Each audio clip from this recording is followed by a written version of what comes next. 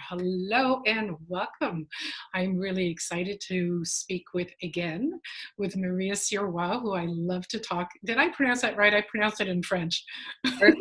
All right. Who's going to talk to us about what it takes to thrive during this time of pandemic.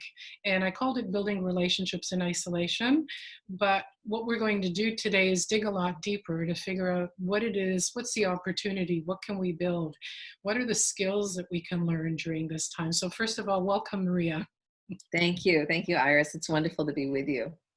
So the first question I have for you is, what is the opportunity in isolation and the lockdown for people that are quarantined? This is a really difficult time for the single people that are all on their own, and often with the couples or the families that are all in this tight space. So let's start with that part.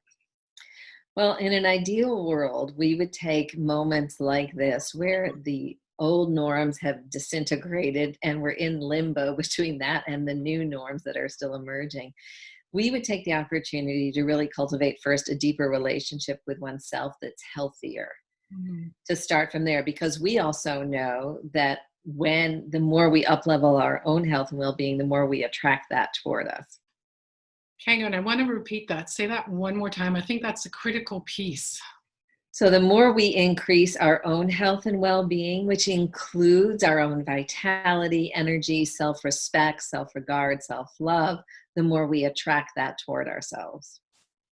Yeah, and it starts from what I'm putting together. It starts to become a standard because if you're vital and alive, you're not going to be attracted to a couch potato. If you're a couch potato, someone who's vital and alive isn't going to be attracted to you. So you want to make sure, I'm putting words in your mouth and you can correct me, that if you want to attract something, you have to be that something. Exactly. So 3 foundational sort of self-care questions I'm inviting people to ask these days, like on a daily basis, is, what is something that nourishes or calms me? What is something that strengthens me? And what is something that inspires me? And to choose one of those questions and practice it a little bit each day. And that way we not only calm ourselves, strengthen ourselves, or inspire ourselves in the moment, we begin to remember, and here's the key resilience point, that we get to lead ourselves through this crisis.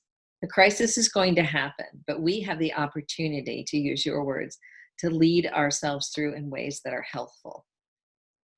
Yeah, so can you maybe give some concrete examples of what have you seen either with yourself or in your practice of things that strengthen, nourish, and inspire?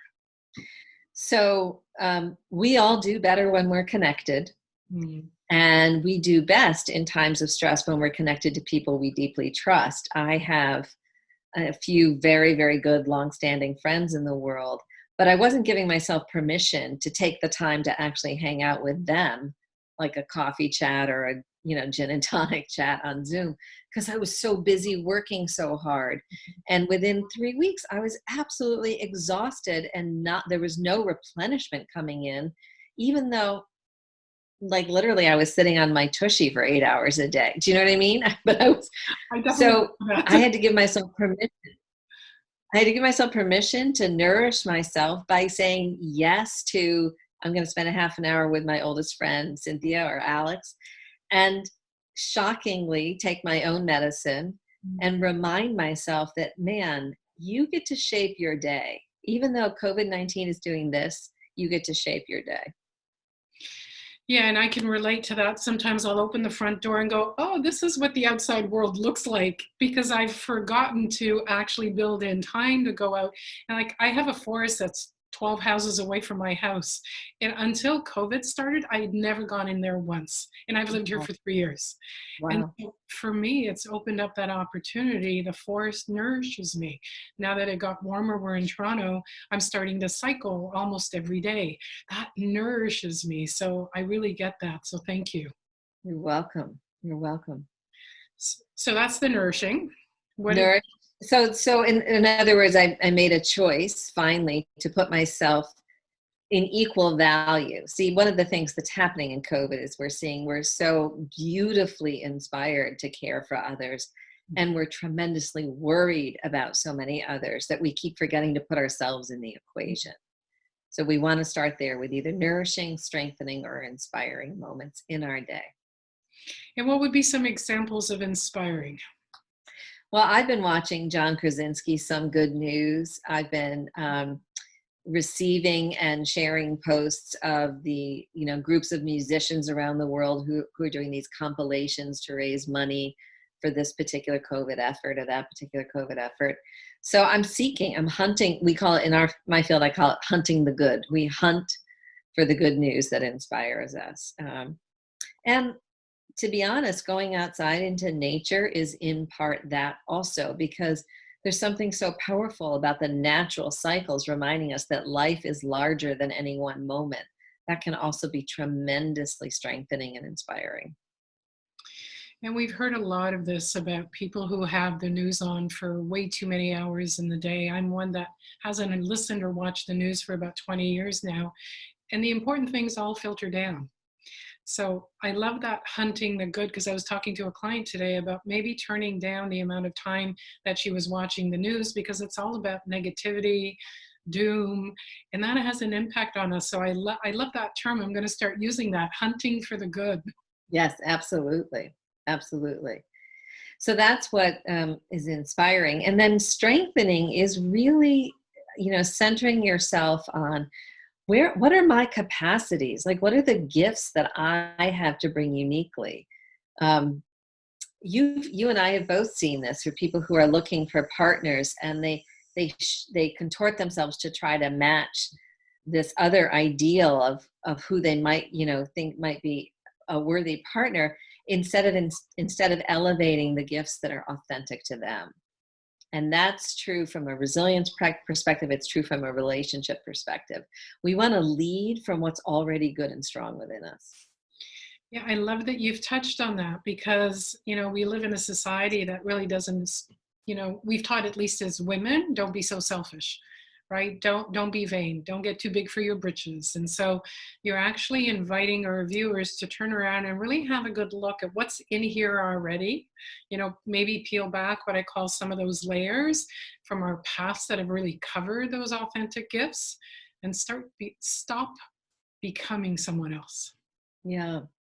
I'm actually teaching a brief, just 4-week writing course, and I can't even tell you how many people have said, I've always wanted to write, and I just never gave myself permission. And and as we're going through the class, they're realizing, wow, people like it when you show up in your life in love with yourself, like with not from a narcissistic point of view, but like that I love the fact that I love language, and so people who love language are drawn to me now because I've owned it and I've celebrated it.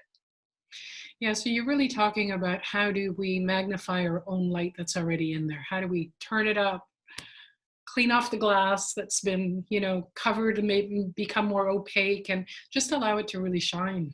Yeah. And here's one of the confusions about a time like COVID: because it's so overwhelming, because we're fatigued, because we're worried, we forget that the light within us has not dimmed. It's like dusty now and clouded with smog, the smog of anxiety and fear and fatigue and overwhelm, but it's still there, and there's no financial investment. You just simply have to remember, wait a minute, I have gifts, I have strengths, I can use them. So I may be coming backwards at this question, and I think we may have started to touch on it. For people that are dealing with grief, maybe grief of people, grief of careers that have been halted, loss in income, that are dealing with the anxiety of not knowing, when will this be over? When will I be able to get myself back out there, even if it's just to be in social situations? What do they do with those emotions that are real for them right now? Yeah. Well, we never want to negate our emotions, right? Our emotions are valid. We come by them validly. So sorrow, pain, worry, those are legitimate. I mean, we need to give ourselves time and space to experience them. And as we do so, they move through us. We don't tend to stay stuck if we give ourselves permission to feel what we feel first, and then turn our minds and our heart toward the things that cultivate resilience. So full permission to feel our sorrow, our fear, our trauma. I'm so terribly worried about our healthcare providers around the globe who are being traumatized by this, who are going home trying to manage relationships at home as well. Full permission to feel how hard this is and also to move oneself toward the light. And what does that look like? It looks like time and space to feel. Mm. It looks like creating moments of respite and recovery. If you've only got one day off a week, to take advantage of that time through the lens of respite and recovery.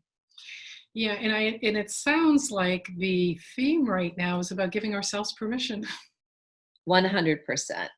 100%. Permission to Yeah. feel, permission to recover, permission to follow those dreams that we've always wanted to do, and for whatever reason have decided we didn't have enough time, we were too busy with our kids. When the time is right, it's just maybe the theme for COVID right now is, where can you give yourself permission? Yep. Yeah, I love that. Beautifully said. Oh, thank Yeah. you. What I wanted to talk to you about is, you really specialize in building resilience. Could Yes. you talk about that? What does that mean? And then what does that look like?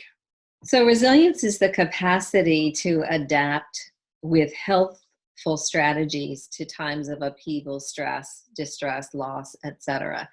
And most of us are resilient most of the time. Having said that, events like COVID-19 can bring any of us to our knees. So first, I want to just normalize that if you're feeling exhausted, overwhelmed, frightened, anxious, irritable, sad, this is humanity now. This is exactly what humanity looks like now. Mm. Having said that, humanity is also historically and in the present day capable of extraordinary resilience. Mm. And the kinds of conversations you're having about cultivating healthy relationships within oneself and around us, those are keystones to resilience, because they up level our optimism, they up level our hope, they up level the possibility of a better future, and they remind us that really those of us who experience life as heaven, even when we're experiencing literally hell, are those of us who are invested in relationships. Yeah, so say more about that. What does that mean, invested in relationships? Okay, so from a resilience perspective, we have known for decades, decades and decades, that we do better when we are connected. So men who've had heart surgery, women who have chronic illnesses, those who've been recently widowed, children facing life-threatening diseases. It doesn't matter where we look. If we are connected, we navigate our health and well-being more successfully. Fewer visits back to the doctor, greater health outcomes over the long term, etc. So the resilience data on connection has been strong and robust and consistent. When you look at what actually enables us to thrive even in difficult moments, the connection piece is crucial. We do not do well isolated. And for those of us who are socially isolated or single at this time, the impulse might be just to sort of, bury our heads under the cover and sort of wait it out. But the waiting it out is not a non-resilient strategy. What is being asked of us now is, what small steps, and I emphasize small, what small steps can we make to, first of all, increase the connections with those we trust dearly in this world. Secondly, seek out connections with experts who can help us. Like when I was applying for that business loan, oh my God, I needed an accountant, I needed a lawyer, I needed expert people, right? And the third is to move toward relationships that have that kind of light to them, right? One of the beautiful things about these Zoom conversations is we're starting to see people making inside companies connections to people through the chat who they wouldn't have ever met, because one's in San Francisco and one's in Denmark, right? But now there's a friendship budding, or who knows what, because they can now see each other globally. Well, it's interesting because I belong to Conversation Among Master Coaches, and the conference is actually running on right now. And so instead of we should have been in Texas, we're actually all on Zoom. There's about 200 people, and you get to meet so many more people than if you were there physically. Right. So I love this international global community that we're starting to create in the different domains. Right. Exactly. Exactly. So connection has been a primary theme for resilience strategies for so long. And now we're seeing how important it is in the worst moments and also in terms of helping us build a better future, looking forward to this strange, who knows what it's going to look like new normal over the next year. Mhm. So this might be one of the examples, but I know that some of the single women that I work with have difficulty reaching out to their married friends because they know their married friends have their partner to turn to, and they're feeling very isolated, lonely, and they don't want to burden that married friend. But I don't know if you found this in your practice, but when they turn to that person, it just strengthens the relationship. Exactly, exactly. So here's a permission that's a little funky, but in times of upheaval, that's the time to be creative and innovative because in some ways we have nothing to lose. We've lost so much, right?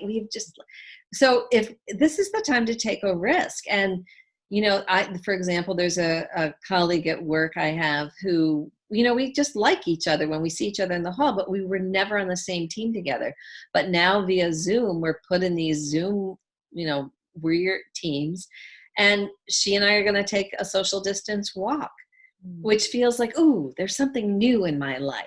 There's some, and I know that her circles of connection are new and different. And so there's a possibility that that will lead to a broadening of the relational field for me. Mm.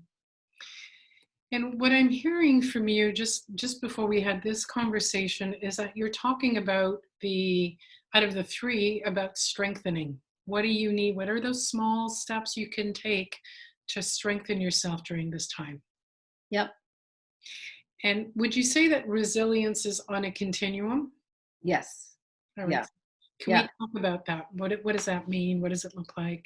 It just means that it means a few different things. Is that some of us are more resilient than others because we probably are um, have been educated more about what resilient strategies could look and feel like. So we just have a more robust toolbox, if you will. And it's also a continuum because there are circumstances that can bring any of us to our knees, and that'll vary. So I'm thinking of a few people now for whom loss of a job, loss of income was absolutely radically shattering.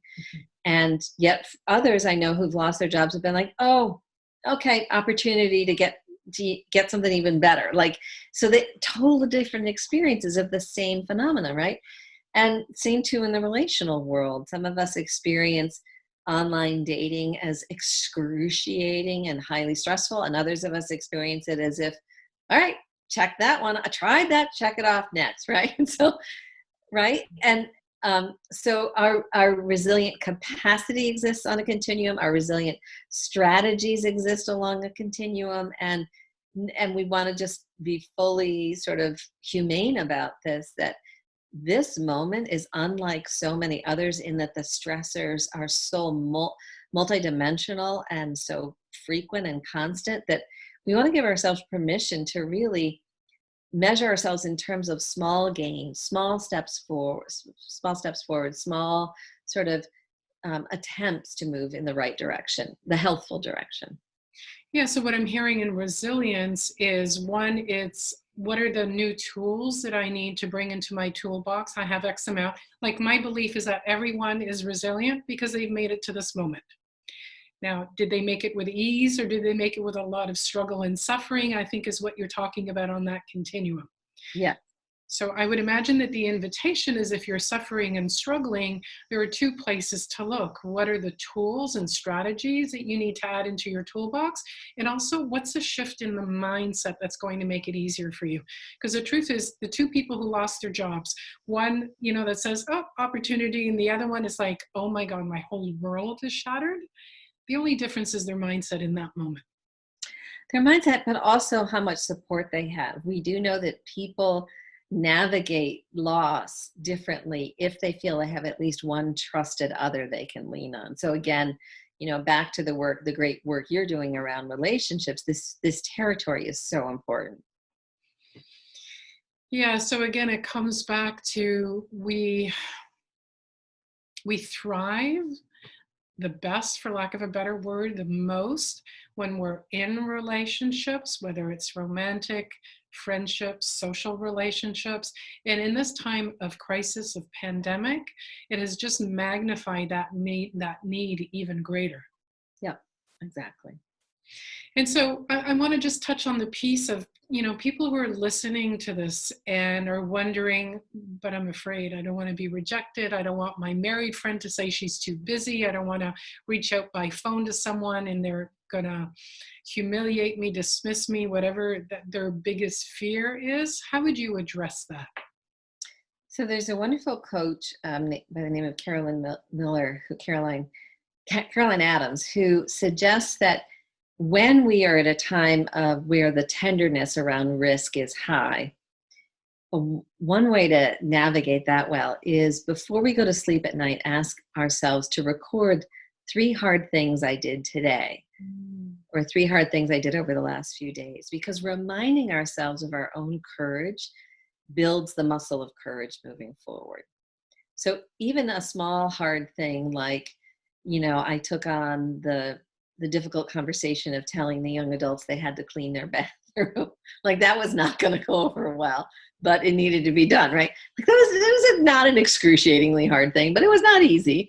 So that's on my list tonight, right? So recording for yourself evidence of your own courage is a brilliant way to build more courage. Well, and what I love about that is that we often do things that are somewhat difficult, someplace on that continuum, but we take it for granted. Of course I Yeah. would do that. It's what I do. Yeah, exactly. But we forget to anchor it as like, yeah, I did that. And it's hard. And yes, it's what I do. And I did it and Yeah. celebrate it. And even if you did this just 7 nights in a row, I really like 30-day practices, but even if you just did it 1 week in a row, you would have a diary of evidence that says to you, oh wait, I'm braver than I remember. I'm braver than I remembered. And so maybe today I can take that risk on, the online or the phone call or the gratitude text. I can take the risk. And with your work with clients, when you have them do that, what have you seen are the results? So 2 sets of results. In some cases, success, right? The person at the other end responds positively. The other more sustaining result and more consistent result is an increase in positive self-regard, an increase of self-respect, of felt sense of competency, and an unwillingness to allow others to treat us badly. When we start to see ourselves as brave, self-esteem increases, efficacy increases, and competency. Yeah, what I hear is it increases our willingness to speak up when something's not okay. So it actually lowers our bar for what we will accept as how other people treat us. Yep. Yep. All right, so I'm going to shift the conversation a little bit to people who are really struggling with being lonely and isolated. They're missing that touch, hugging their friends, shaking hands. What do you suggest to I want to say to fill that void, but that's not really what I'm looking at, but to actually be able to deal with that loss right now. Yeah. So to let the sorrow come, first of all, I have noticed I've been doing a lot of corporate conversations, and there's a tremendous variety in people's experiences of isolation. So some people who are alone are sad, and other people who are alone are devastatingly sad. And we want to honor and respect our own experiences of pain first. Secondly, we do know that for some people, not for everyone, but for some people, writing about it is helpful. So this might be a good time to take out a journal and begin journaling. The third is to think of connection as a seed, to water whatever seeds are available. So what I'm encouraging in companies is to have teams set up like coffee chat. So times, for a leader or a colleague to talk to someone that isn't work product specific, but just let's just hang out together in the way we would have in a hallway.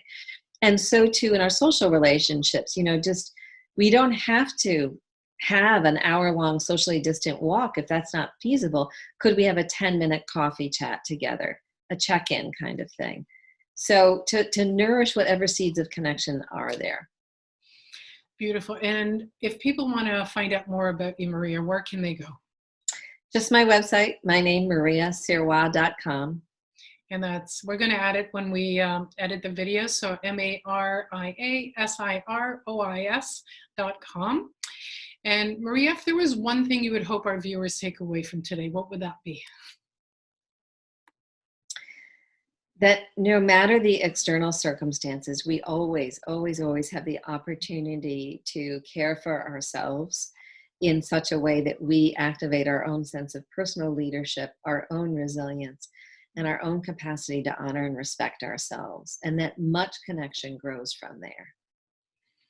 Beautiful. And with that, I want to say thank you for the time you've given us, all the strategies that you've shared, and the difference you make in the world. Thank you so much, Iris. Mm.